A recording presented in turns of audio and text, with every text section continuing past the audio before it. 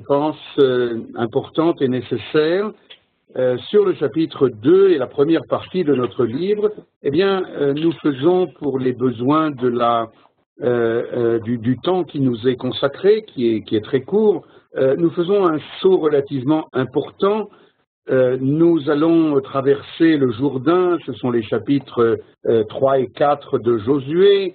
Le chapitre 5 est composé de toutes sortes d'éléments sur lesquels je ne reviendrai pas maintenant.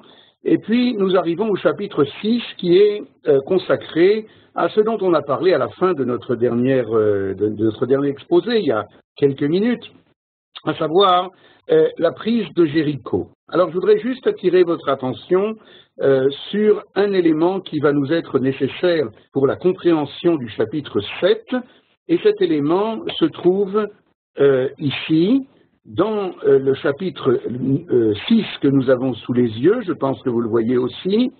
Je voudrais parler du verset 19. Ça va, vous voyez la flèche?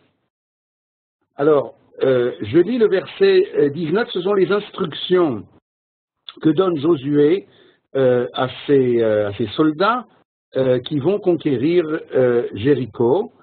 Et il leur dit « Vechol kesef vezahav ». Peut-être on va souligner cela, surligner, comment on dit. Un instant. Voilà. Oula. Vechol kesef vezahav ou klei nechoshet. Tous les ustensiles d'argent et d'or et de cuivre ou barzel de fer, kodesh hu la'Hashem, eh bien tout le butin que vous allez prendre dans cette ville doit être consacré, kodesh, à Dieu. Et qu'est-ce que ça veut dire le consacrer à Dieu? Il y a ici une première indication, Otsar Hashem Yavo. Il viendra, il sera comment on dit en français, introduit, je ne sais pas, dans le trésor de Dieu. Alors qu'est-ce que c'est le trésor de Dieu? C'est vraiment pas très clair. C'est la première fois qu'on voit une telle expression dans la Bible. Où faudra-t-il donc placer tous ces ustensiles, tout ce butin qui sera pris dans la ville? Eh bien, un petit peu plus loin, au verset 24,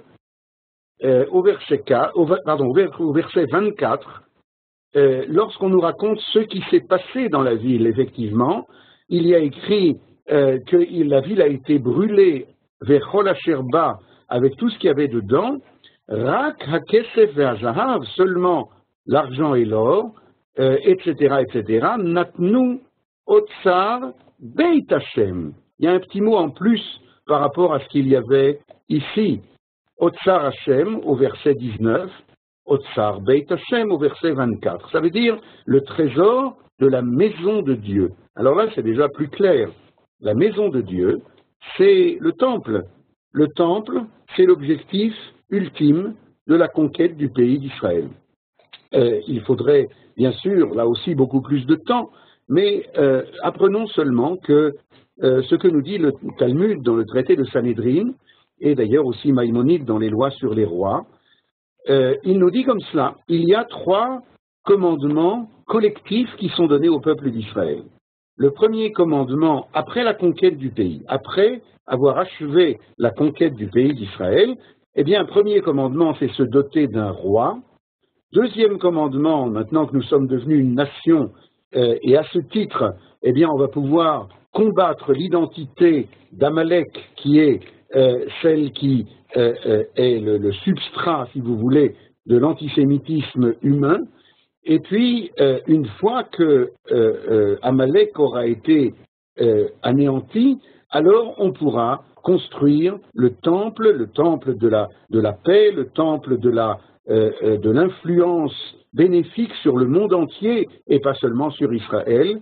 Ça s'appelle Beit Hashem, la maison de Dieu. Alors, c'est très curieux parce que on voit donc maintenant, et je tenais à vous le signaler ici, que dès le chapitre 6 de Josué, c'est-à-dire juste au moment de la première conquête du pays. Il y en aura beaucoup d'autres qui vont suivre, n'est-ce pas? La conquête de Jéricho, on se rappelle le verrou d'Eretz Israël. Eh bien, Josué montre ici qu'il a déjà en tête, et pas seulement en tête, mais enfin, il est déjà conscient que l'objectif ultime, c'est Beit Hashem, c'est-à-dire ce temple, je le resignale à nouveau en bleu maintenant, le Beit Hashem, la maison divine, qui est l'objectif ultime, est déjà présent à son esprit lorsqu'il commence la conquête du pays. Tout cela va donner, bien entendu, à la conquête du pays une toute autre dimension, puisqu'il s'agit d'une dimension de créer finalement, une nation morale qui se dote des éléments de la moralité universelle qui s'appelle Beit Hashem. Alors, tout cela était important parce que nous allons maintenant passer au chapitre 7, le voilà, et dans le chapitre 7, dès le premier mot du chapitre, eh bien, nous aurons à utiliser ce qu'on vient d'apprendre. Vayim alou bene Yisrael ma'al bacherem. Alors, je ne sais pas très bien comment on traduit en français Vayim alou, mais je vais vous expliquer ce que c'est et vous allez me donner la traduction. Ça va? Ça s'appelle la coopération. Eh bien, ma'al, il y a un traité talmudique, par exemple, qui s'appelle Me'ila.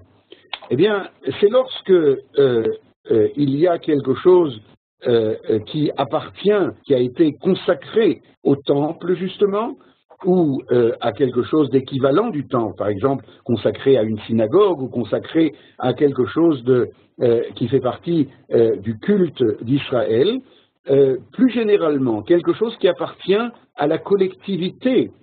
Lorsqu'un individu privé, singulier, va prendre, s'approprier, dérober quelque chose qui appartient à la collectivité, ou qui appartient encore plus au temple, à la synagogue, à ce qui fait partie du culte d'Israël, du culte divin, eh bien, ça s'appelle Me'ila. Comment on dit en français? En hébreu moderne, dans la société moderne d'Israël, le mot Me'ila existe. Et je crois que c'est ce qu'on appelle en français détournement de fonds ou quelque chose comme ça, ou bien il y a un autre mot encore quand quelqu'un utilise une société à ses propres fins, à ses propres intérêts. Alors je ne sais plus très bien les notions juridiques, mais vous voyez de quoi je parle. Mais ici, c'est cela, mais c'est encore beaucoup plus, parce que c'est la dimension également sainte, divine de la collectivité. Eh bien, Vayimalu bene Israël ma'al bacherem, ça veut dire que quelqu'un, ou peut-être beaucoup, ont pris du butin de Jéricho. Vous vous rappelez que nous venons d'apprendre dans le chapitre 6 que le butin de Jéricho a été consacré, on n'a pas le droit de se l'approprier. Eh bien, c'est ce qui s'est produit. Il y a eu, encore une fois, pour l'instant, on ignore si c'est un ou plusieurs, mais enfin, il y a eu des gens qui se sont appropriés, qui ont dérobé quelque chose qui avait été consacré au temple futur, puisqu'il faisait partie du butin de Jéricho. Eh bien, le premier verset va nous mettre en présence d'une très grande difficulté que je voudrais signaler maintenant. Regardez bien. Vayimalu bene Yisraël ma'al bacherem, qui est donc le sujet de cette phrase, les enfants d'Israël, comme si tout le peuple avait fauté de cette faute de, comment on va appeler ça, de voler de ce qui est consacré, de dérober ce qui est consacré.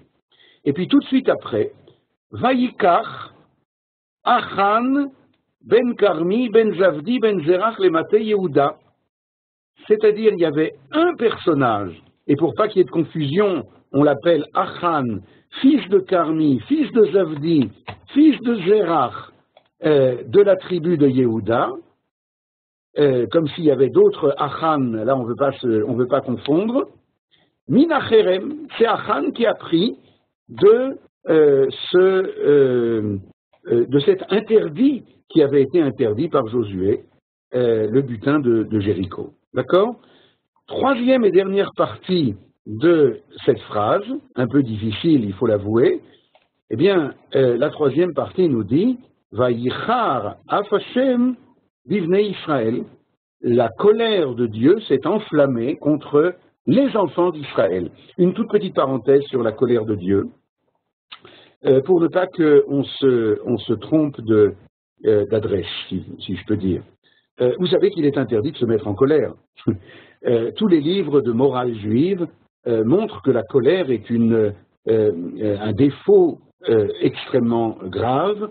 On se rappelle du roi Assuérus, de la Megillat Esther, qui se mettait en colère pour n'importe quoi, mais qui surtout, lorsqu'il était en colère, ne se contrôlait plus, et c'est comme ça qu'il va exécuter la reine Vashti, vous vous rappelez de cela. Alors, comment se fait-il que ici, mais dans de nombreux autres endroits aussi, on parle de la colère de Dieu, puisque les livres de morale juive nous apprennent qu'il faut imiter Dieu. Le livre en particulier de Rabbi Moshe Cordovero, le Tomer Devora, parle longuement du fait que de la même façon que Dieu est miséricordieux, eh bien de la même façon nous devons l'être par rapport aux autres créatures. De la même façon, c'est-à-dire pas seulement parce qu'il est miséricordieux, nous devons l'être aussi, mais l'être comme il l'est lui-même par rapport à nous. Et par conséquent, c'est ce que les jésuites appelleront après, je crois, en latin, imitatio Dei. Il faut imiter Dieu. Mais ils nous ont pris ça, alors ils l'ont mis en latin, et à ce moment-là, ils se l'approprient. Mais quoi qu'il en soit, la colère de Dieu, c'est quoi? Alors, on explique la chose suivante. Est-ce que, peut-être à la lumière d'une question pédagogique, une question d'éducation, est-ce que j'ai le droit, pour éduquer mon enfant, mon élève, est-ce que j'ai le droit de me mettre en colère? Une sainte colère, comprenez bien, une colère pédagogique. Eh bien, la réponse est très claire. Si la colère est, dit le Talmud, comme le fait d'avoir un Dieu étranger en soi, c'est-à-dire de ne plus se contrôler, eh bien, c'est clair qu'il est interdit de se mettre en colère sous aucun prétexte, même les prétextes les plus sains en apparence ne sont pas valables. Et pourtant, alors, ce qui est permis, c'est de se mettre dans une colère, comment dire, extérieure, comportementale. Intérieurement, le père de l'enfant qui vient vraiment de faire une bêtise, mais énorme, catastrophique, je ne sais pas comment dire, on ne peut pas laisser passer une chose pareille, alors on lui permettra d'avoir comme un masque de colère pour montrer combien c'est très grave ce qui s'est passé, mais intérieurement, il est d'une sérénité parfaite. Bien entendu, à condition qu'il soit capable d'être d'une sérénité parfaite intérieurement, alors il a le droit de mettre un masque de colère. Si il craint d'être, comment on dit, agacé, ne serait-ce que agacé, même sans se mettre vraiment en colère, eh bien, il lui est interdit, car c'est pas comme ça qu'on éduque, et c'est pas comme ça qu'on peut se permettre de comprendre la colère divine. Et je referme la parenthèse maintenant. La colère divine est toujours, que nous avons trouvé dans ce verset, c'est pour ça que j'en ai parlé, est toujours du style de ce dont j'ai parlé à l'instant, à savoir une colère extérieure, une colère de manifestation extérieure, mais pas du tout une colère intérieure, à Dieu ne plaise. Alors, je reprends ce premier verset du chapitre 7 pour terminer, en tout cas, la question, et vous allez voir que dans cette question, il y a même une réponse, en fait, il y a même un titre à tout ce chapitre. Vayimalu bnei Israël ma'al bacherem, le sujet c'est les enfants d'Israël. Tous les enfants d'Israël ont transgressé cette faute qui s'appelle Me'ila, de prendre du butin de Jéricho, qui était interdit. Et puis tout de suite après, on nous dit, mais qui c'est qui a pris? Vaïkar Achan, c'est en jaune ici. Achan, un personnage de la tribu de Yehuda, a pris du butin. Alors on est un petit peu perplexe. Qui a pris? C'était une faute collective ou c'était une faute individuelle? Et puis, si c'était une faute individuelle, comme il semble bien puisqu'il y a marqué que c'est Achan, alors pourquoi dans la troisième partie du verset, la colère de Dieu s'est enflammée contre qui? Contre les enfants d'Israël, c'est-à-dire contre la collectivité. Alors là, on ne comprend plus rien. Il aurait dû se mettre en colère, entre guillemets, contre le susdit Achan. Là-bas, c'est clair? Quelqu'un... alors je vois ici les chats auxquels je n'avais pas remarqué et qui m'aident, je remercie tout le monde. D'abord, on me propose de traduire dans le langage plus moderne de Meïla, détournement de biens sociaux. Vous avez raison, Dominique, c'est tout à fait de cela qu'il s'agit, au niveau social, au niveau économique, au niveau des sociétés morales. Mais là, nous parlons de quelque chose qui est encore plus que cela et qui est un détournement de biens, pas sociaux, mais détournement de biens, divins.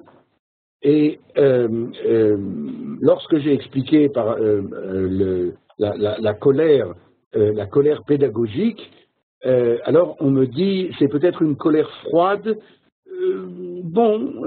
Peut-être. Je ne suis pas sûr que j'aime la formule, parce que une colère froide, si je comprends de quoi vous parlez, c'est quand même une colère, comprenez? Ça veut dire la personne qui est en colère froide, il est intérieurement bouillonnant, mais extérieurement il est froid. C'est pas de ça qu'on parle. Nous parlons de quelqu'un qui intérieurement, au contraire, est serein complètement. Il sait, je vais vous dire plus, il sait que c'est son fils et que c'est la même chose pour Dieu avec ses enfants d'Israël, n'est-ce pas? Il sait que c'est pédagogique extérieur qu'il se met en colère, entre guillemets. Il sait d'ailleurs autre chose, explique le Maharal. Il sait que la faute très grave que l'enfant, par exemple, vient de commettre, elle aussi, c'est quelque chose d'extérieur. Il n'est pas comme ça, mon enfant. C'est pas, je sais pas moi, un menteur. Il a menti maintenant. Et comment dire, c'est une faute très grave. On ne peut pas la laisser passer parce que s'il y a mensonge, alors il ne peut plus y avoir d'éducation. Ok, alors je vais montrer que je suis très en colère. Mais intérieurement, je sais que non seulement moi je suis complètement serein, mais deuxièmement, lui, il est complètement, comment dire, bon. Simplement maintenant, il a eu un échec, il a commis une faute que l'on ne peut pas passer sous silence. Donc, je suis un peu réservé sur l'expression de colère froide, mais revenons à notre sujet. Alors, vous avez compris que dans ce premier verset, on peut se poser la question de la façon la plus brutale qui soit, mais qui a fauté finalement? Est-ce que c'est l'ensemble, puisque c'est ce qui a marqué au début et à la fin, puisque la colère de Dieu était contre les enfants d'Israël, ou est-ce que c'est un individu du peuple d'Israël, bien précis d'ailleurs, qui s'appelle Achan, etc., comme c'est marqué au milieu du verset? C'est une question qui occupe tout le chapitre 7. C'est une question extrêmement grave, qui dépasse infiniment et le chapitre 7 de Josué, et le livre de Josué, et le cadre de cet exposé, mais je vais essayer, dans le temps qui nous reste, dans la demi-heure qui nous reste, de rentrer avec vous dans ce sujet extrêmement important que l'on a l'habitude de nommer, je donne le titre maintenant, Kol Yisrael Arevim Ze. Comment tu dis, Johan? Écoutons Johan, et on va voir s'il dit juste. Il y a deux versions, Kol Yisrael Arevim Ze Ladé, ou Ze Bazé. Alors, décide. Vous avez compris l'astuce. Il ne se fouille pas, Johan. Il dit il y a deux versions. Eh bien, je demande quelle est la bonne. Je donne ma langue au rave. Alors, tu as raison, mais tu n'as pas raison. C'est-à-dire, quand on consulte ce que j'ai pu faire, tous les textes talmudiques en tout cas, qui donc sont extrêmement anciens, qui datent de près de 2000 ans, eh bien, tous les textes talmudiques qui parlent de ce sujet vont donner à 90%, à ma connaissance, la formulation, je vais tout de suite traduire, n'ayez crainte, la formulation Kol Yisrael Arevim Ze Bazé. Il reste quelques sources dans lesquelles on trouvera Ze Lazé, mais c'est une infime minorité. Alors, j'explique tout de suite de quoi il s'agit, et c'est le titre de ce que nous allons apprendre maintenant dans les versets qui suivent. Si l'expression dont on parle, c'est Kol Yisrael Arevim Ze Lazé, alors le mot Arev vient probablement de la racine Arevut, que l'on connaît dans le Talmud comme se porter garant de quelqu'un. Aujourd'hui encore, dans la société d'Israël, quand un ami ou une connaissance ou un proche veut prendre un emprunt pour acheter une maison ou quelque chose, alors il demande une faveur de venir signer comme garant. Ça veut dire, si lui ne payera pas ou sera en défaut de paiement, eh bien, ça se retournera contre les garants. Alors, première traduction possible, Kol Yisrael Arevim Ze Lazé, avec un lamed, tout Israël, chaque personne d'Israël est garante l'un pour l'autre, dans ce sens qu'on vient de donner, c'est-à-dire que si quelqu'un est en défaut, et je ne parle pas maintenant spécialement de paiement, eh bien, quelque part, je dois me porter garant l'un de l'autre. C'est ce qu'on appelle, je pense en français, la solidarité mutuelle. Et d'ailleurs, je crois qu'après Jean-Jacques Rousseau, que vous connaissez tous, après le contrat social, eh bien, il y a quelque chose comme ça, peut-être pas aussi développé, mais quelque chose de cet ordre dans toutes les sociétés humaines. Quelque part, c'est vrai, il y a un certain degré de solidarité. Regardez ce qui s'est passé avec la Grèce, par exemple, ces jours-ci. C'est pas seulement parce que les pays d'Europe étaient en danger d'implosion qu'ils sont quand même venus malgré tout au secours de la Grèce. Enfin, un secours, paraît-il, pas très généreux, mais enfin, quand même au secours. Je crois que c'est parce qu'il y a un certain degré de solidarité humaine minimale qui fait qu'on ne peut pas les laisser complètement être en banqueroute, et donc on est venu à leur secours. Ça, c'est Kol Yisrael Arevim Ze Lazé. Disons qu'il y a, bien sûr, dans cette grande famille qui s'appelle Israël, une solidarité qui peut-être est plus développée que chez certaines nations, mais qui existe peu ou prou chez un peu tout le monde sur la planète.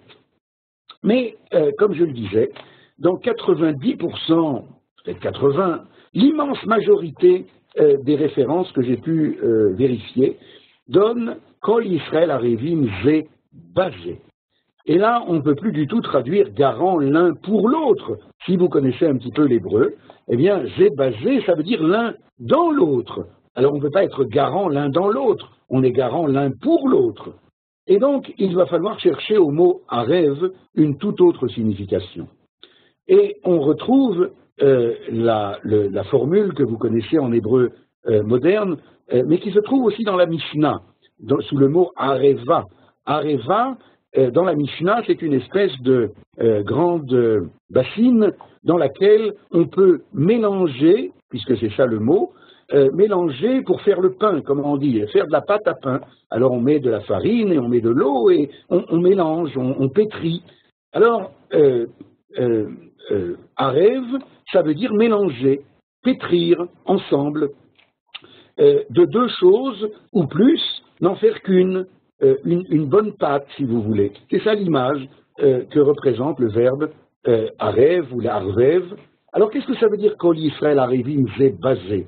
Ça voudrait dire que chaque personne d'Israël est mélangée avec toutes les autres. Qu'est-ce que ça peut bien vouloir dire? On est mélangés, toi et moi, Johan? Qu'est-ce que ça veut dire? Alors, nous allons essayer de découvrir qu'il y a ici une dimension qui est unique au peuple d'Israël, qui n'existe nulle part. Je voudrais simplement rappeler que nous sommes un peuple vraiment étonnant, peut-être même le seul à être constitué différemment de tous les autres peuples. Vous savez comment les peuples se sont constitués dans le monde?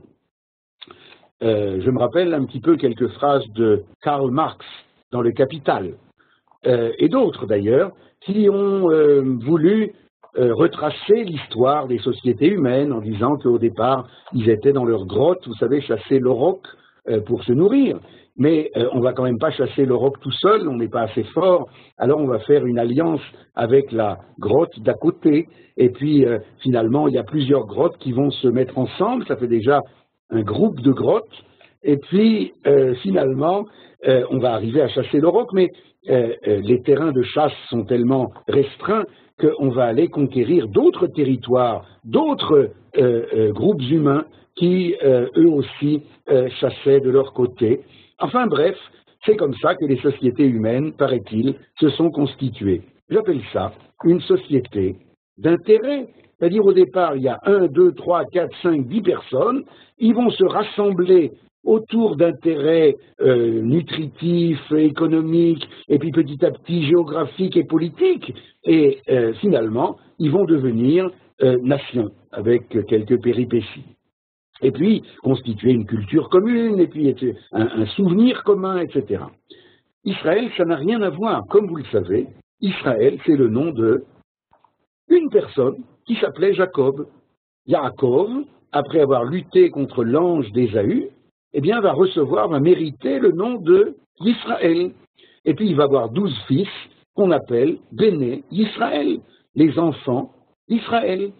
Ces 12-là vont devenir 70, qui vont descendre en Égypte, qui vont devenir 600 000, vous vous rappelez, hommes de plus de 20 ans, donc des millions sortant d'Égypte.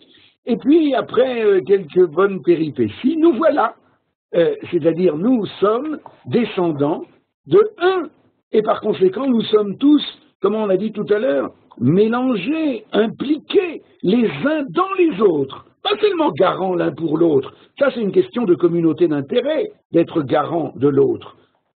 Jean-Jacques Rousseau, le contrat social, comme je disais, explique que, ben oui, on ne peut pas faire ce qu'on veut parce que sinon mon voisin, il fera aussi ce qu'il veut et donc ce ne sera pas agréable. Alors on va élaborer toutes sortes de codes sociaux pour des raisons d'intérêt et pour maintenir une certaine stabilité à la société humaine. Mais ce n'est pas de ça qu'on parle.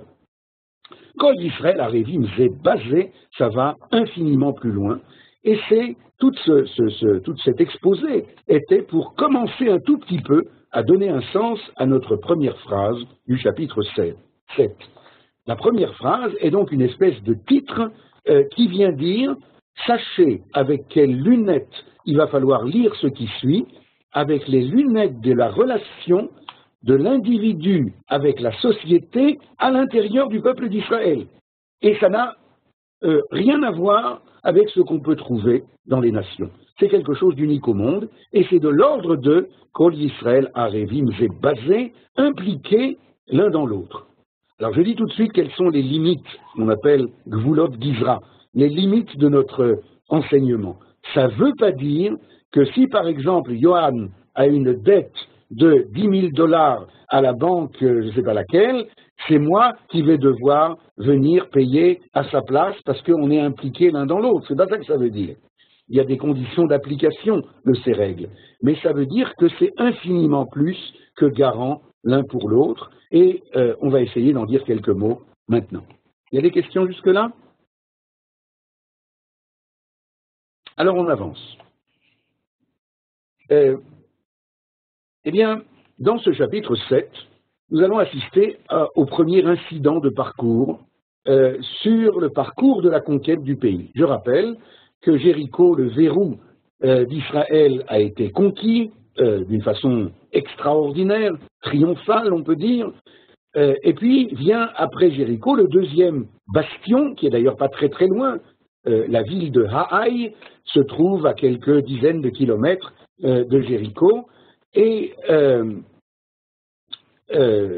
au nord de Jéricho, et là, je ne voudrais pas faire un mauvais jeu de mots, mais c'est juste parce qu'il est tard, alors pour se réveiller un petit peu, si je peux dire, Ahaï, eh bien, ça va faire mal, vous savez, aïe aïe aïe. Ça va faire mal, comme le disent les versets que nous allons lire maintenant. Prenez, alors je reprends la flèche, voilà, verset 2, Vaishlach Yoshua Anashim Yericho Ha'ai. Josué envoya des hommes depuis Jéricho jusqu'à Ha'ai. Il les a envoyés pour espionner la ville.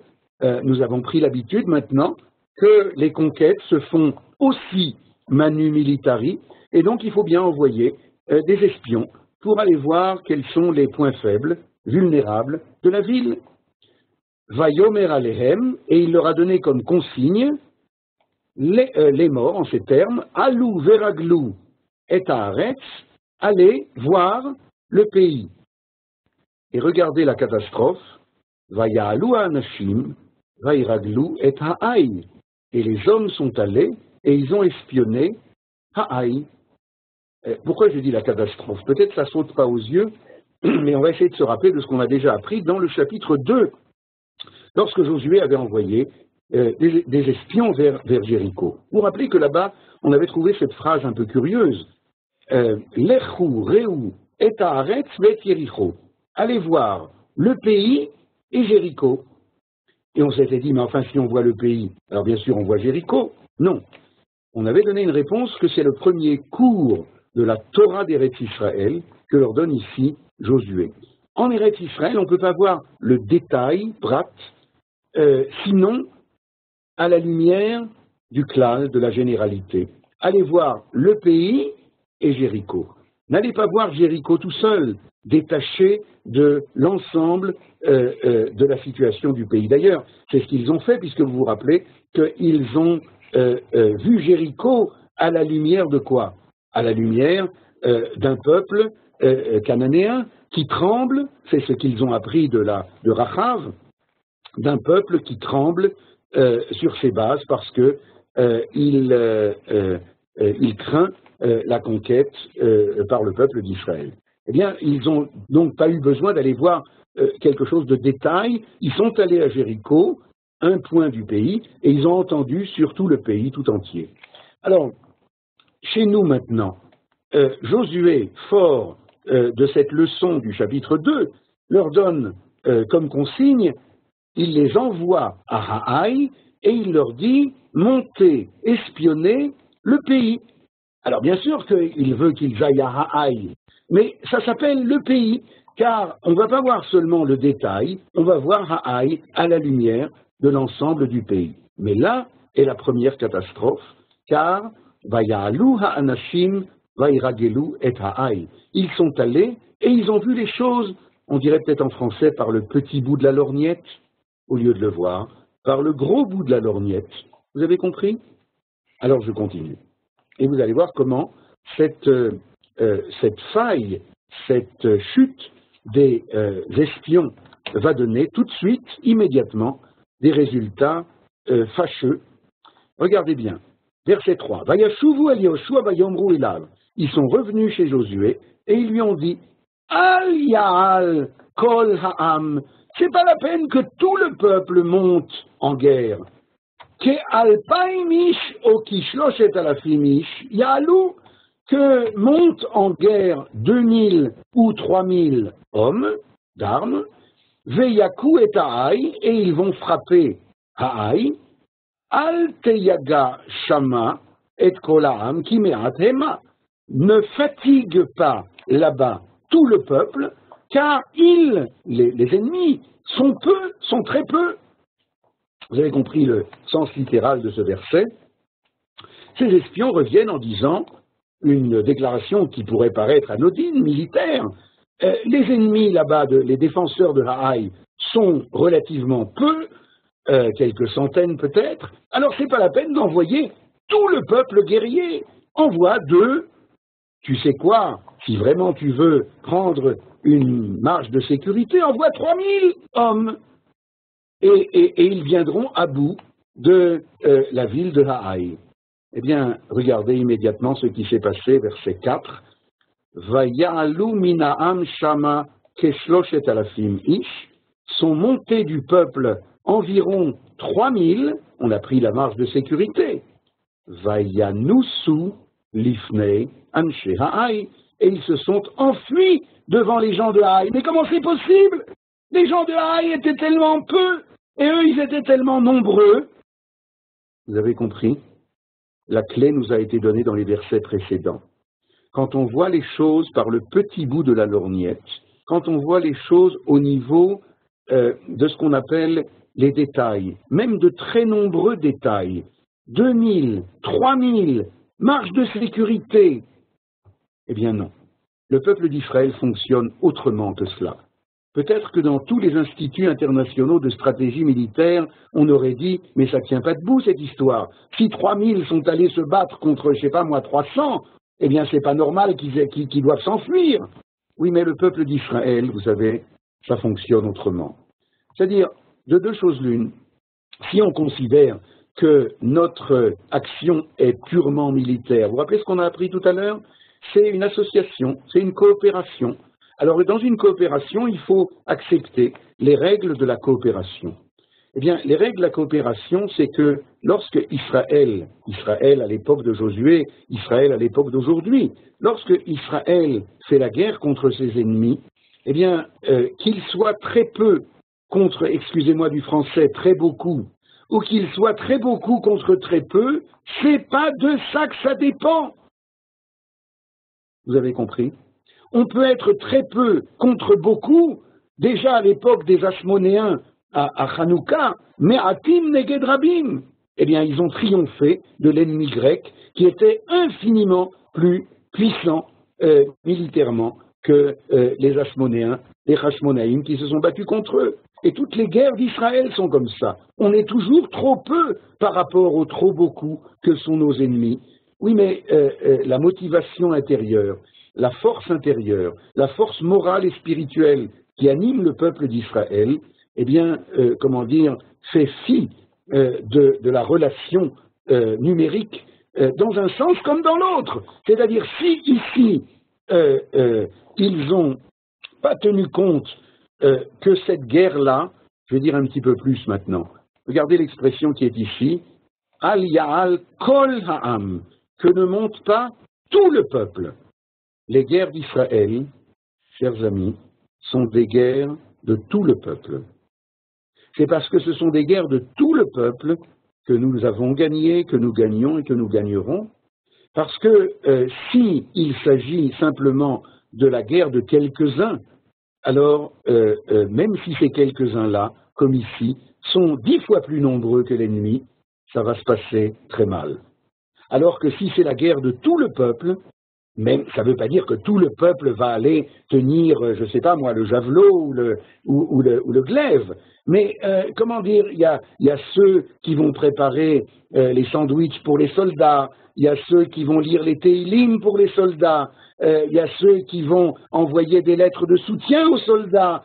Chacun trouvera comment faire partie de tout le peuple de guerre qui se bat contre nos ennemis. Ça va, c'est clair?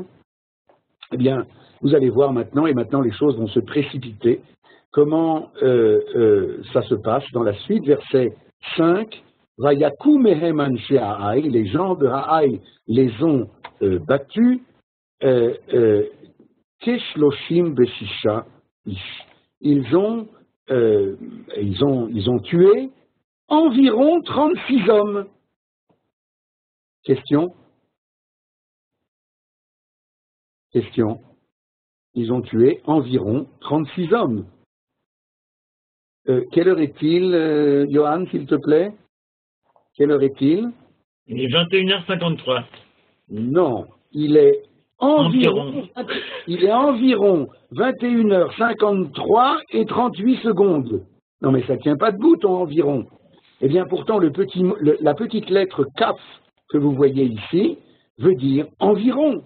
Alors la Gemara s'étonne. Je ne rentre pas dans tout le développement de la Gemara. La Gemara de Sanhedrin s'étonne, mais que ça veut dire environ 36 hommes, ou c'est 36, ou c'est environ 40, mais on ne veut pas dire environ 36.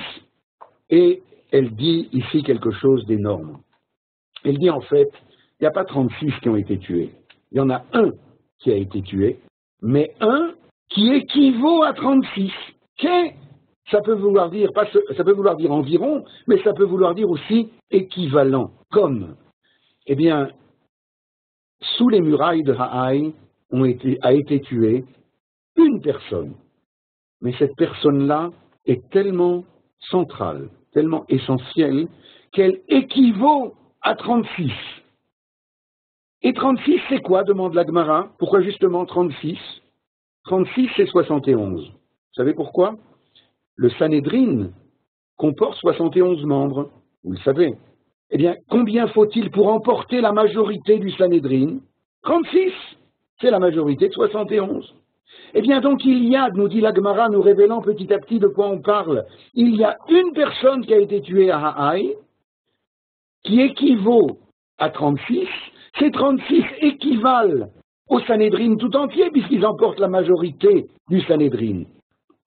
Et le Sanhédrin est appelé dans la Torah Einei Ha'eda, les yeux de la collectivité, de la communauté. Pourquoi? Parce que c'est le Sanhédrin qui va dicter à la communauté d'Israël comment marcher droit, comme des yeux.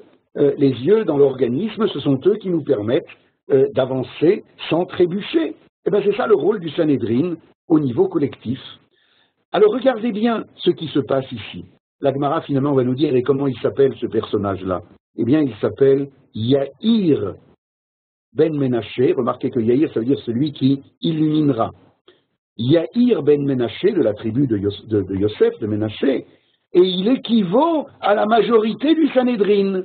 Et on a dit que le Sanhédrin, ce sont les yeux de la communauté. Tout se passe comme si, à cause de la faute des premiers versets, à cause de Vayim alou bnei Yisrael ma'al bacherem, à cause du fait qu'on a regardé les choses maintenant par le petit bout de la lorgnette, alors que toute l'entrée dans la terre d'Israël et tout le livre de Josué n'est que la constitution de la nation d'Israël tout entière.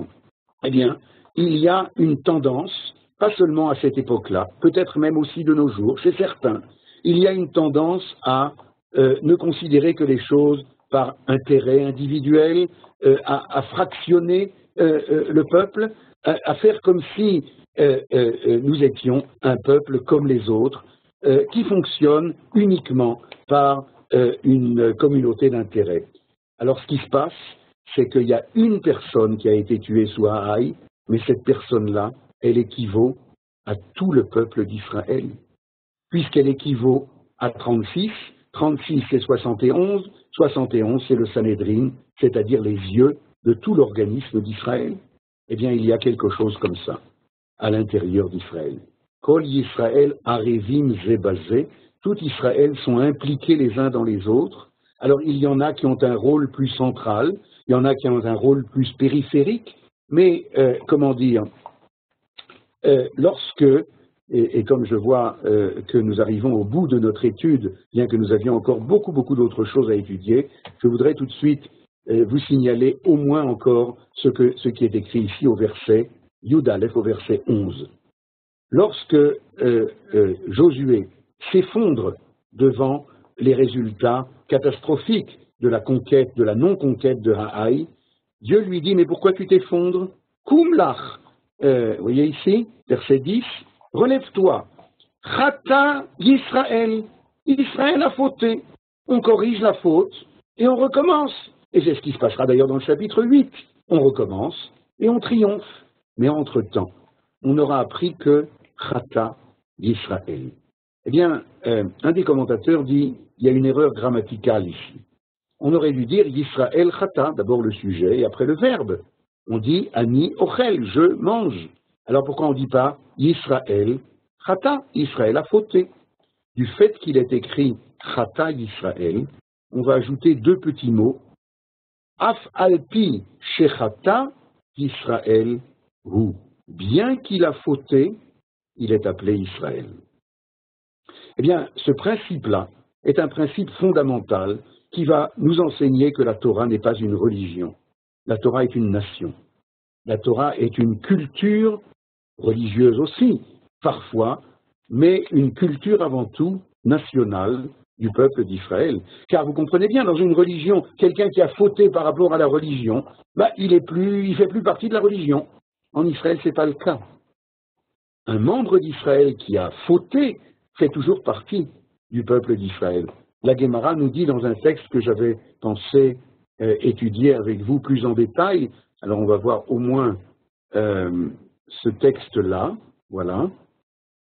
C'est dans le traité de Sanhédrin, justement, page 44.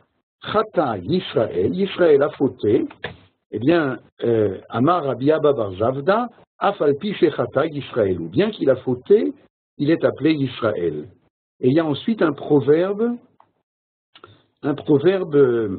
très curieux, Hainu de Amre Inche, c'est ce que disent les gens, un proverbe populaire, Asa de Kai Bene Chilfe, c'est-à-dire une myrte qui pousse parmi les... Vous reconnaissez ce mot en français?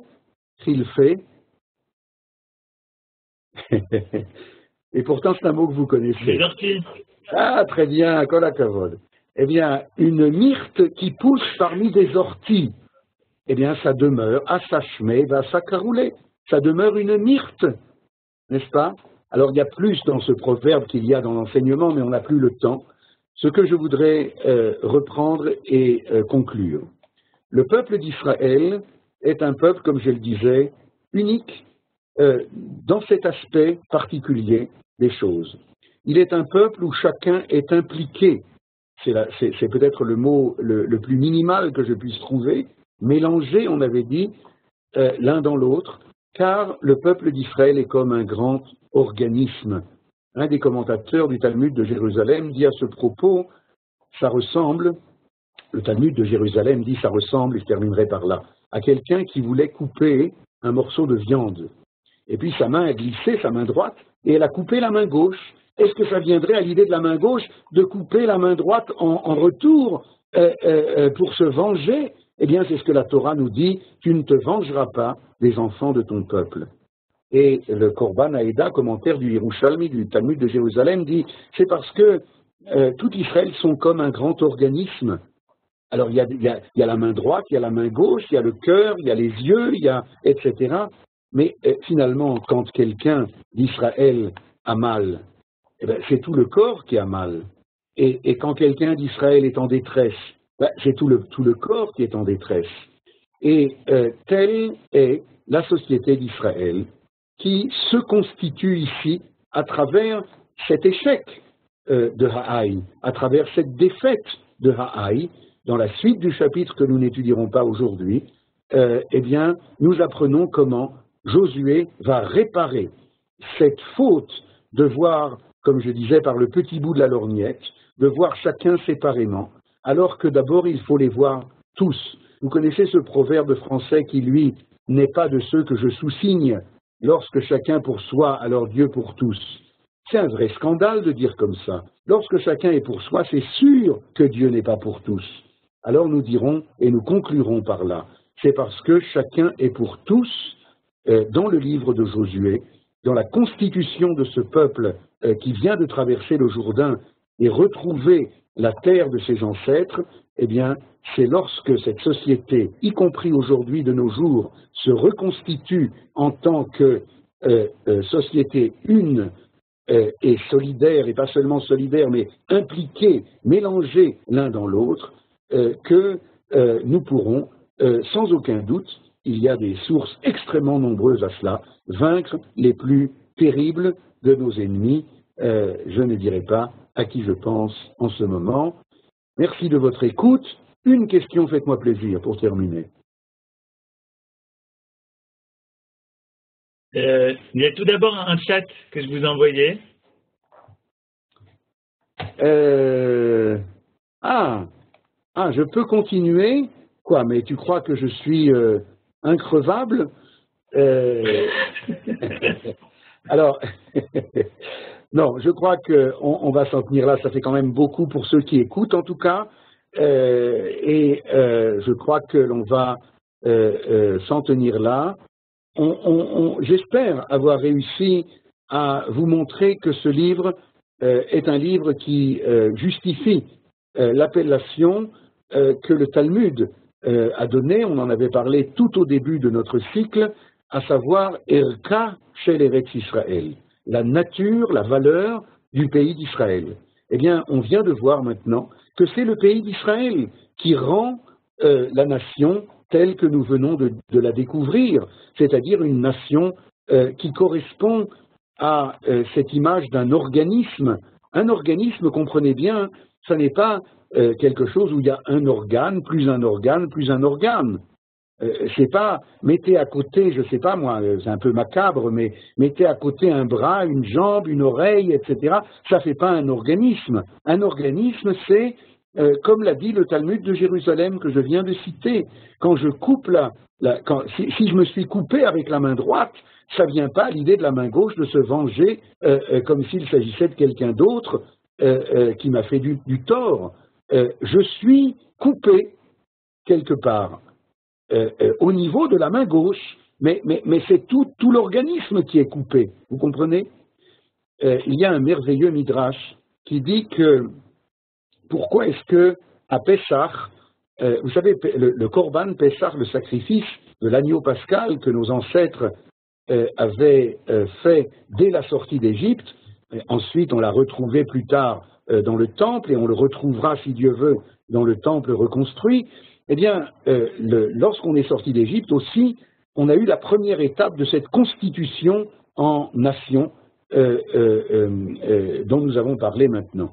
Alors, l'agneau pascal, le Midrash dit pourquoi c'est un agneau. On aurait pu prendre d'autres animaux, cachers bien entendu, purs, mais pourquoi justement un agneau? Le Midrash dit pourquoi on n'a pas pris un bœuf par exemple, une vache, un bœuf? Eh bien, en hébreu, vous savez, ça s'appelle petit bétail et gros bétail.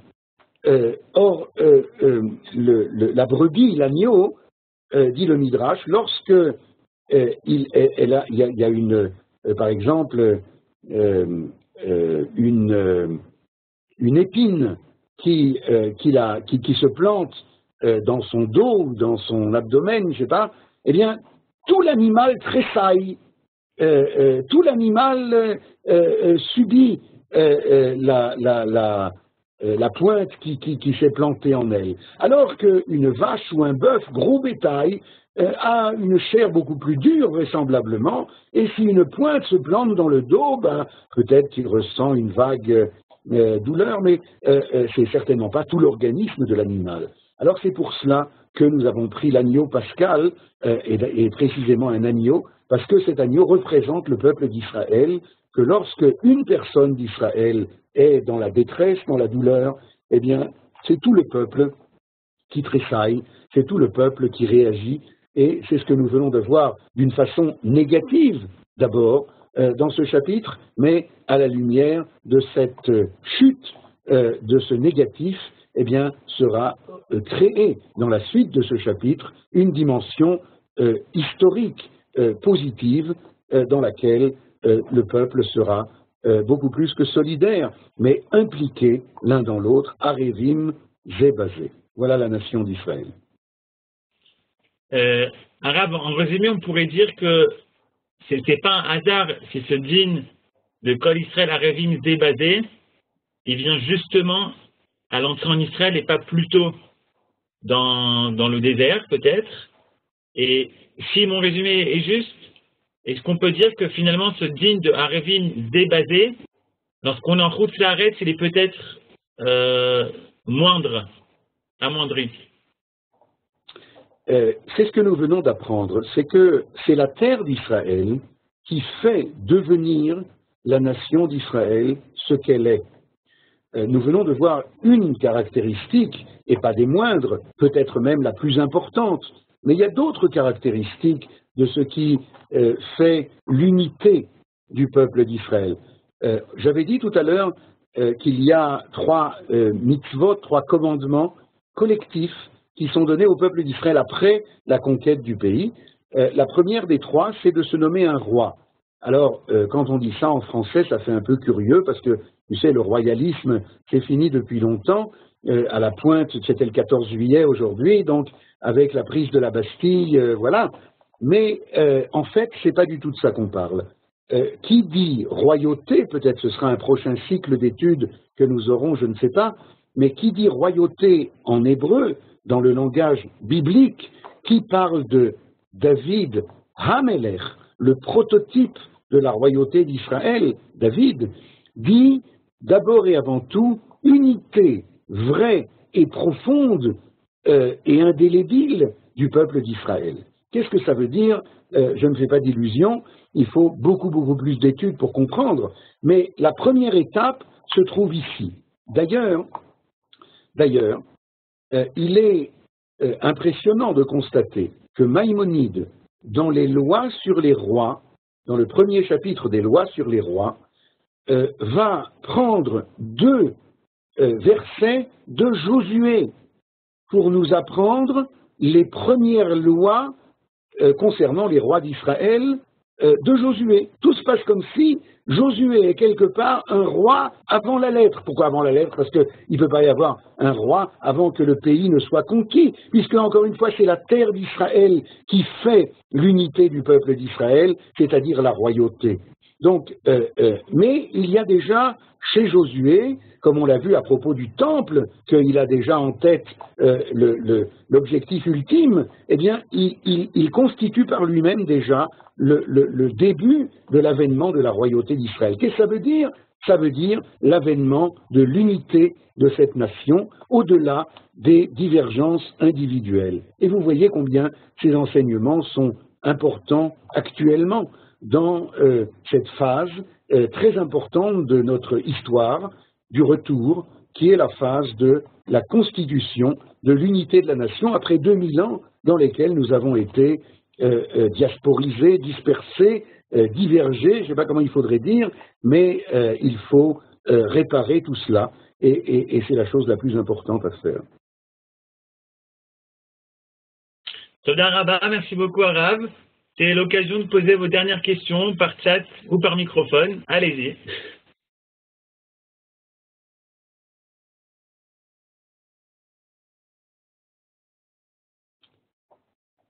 Bon.